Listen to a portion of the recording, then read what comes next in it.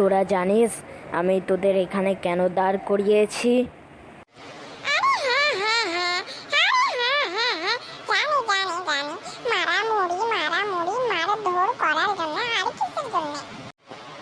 আর আমিও বা কি বলবো, সে যেটা বললো ওটাই আমিও বলবো। আপনি তো একটা পাগলের মতন।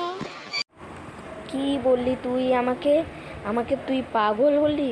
আমি তোর গার্জেনকে আজকেই কল করব, আর তোদেরকে হেড স্যারের কাছে নিয়ে যাব, আর তোদেরকে হেড স্যারের কাছে নিয়ে যে মার খাবো, একদম সেই মার।